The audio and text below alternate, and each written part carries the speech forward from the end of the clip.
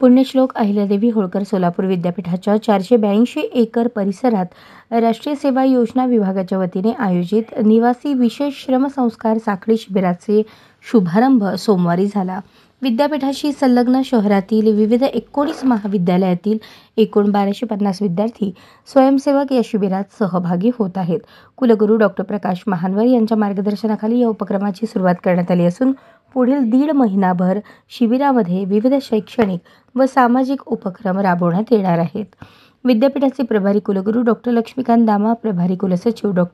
अतुल लकडे तसेच राष्ट्रीय सेवा योजना विभागाचे संचालक डॉ. राजेंद्र वडजे यांच्या मार्गदर्शनाखाली सदर शिबिरात विविध उपक्रम राबवले जाणार आहेत।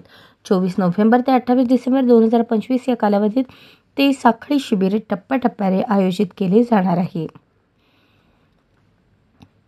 यासोबत परिसरात स्वच्छता, श्रमदान, वृक्षारोपण, बीजारोपण यासोबतच दररोज योगा, प्राणायाम, प्रार्थना, मैदानी खेळ, गटचर्चा यांचे आयोजन करण्यात आले आहे।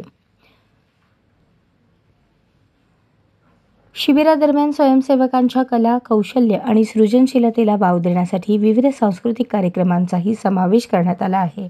विद्यापीठ परिसर सुशोभित करण्यासोबतच विद्यार्थ्यांमध्ये सामाजिक बांधिलकी, पर्यावरण जागरूकता आणि व्यक्तिमत्व विकासाची जाणीव वाढवण्याचे उद्दिष्ट या उपक्रमामागे असल्याचे डॉ. राजेंद्र वडजे यांनी सांगितले। अशाच नवनवीन अपडेटसाठी जनता राज्य न्यूज चॅनलला सबस्क्राईब करा, लाईक करा आणि शेअर करायला विसरू नका।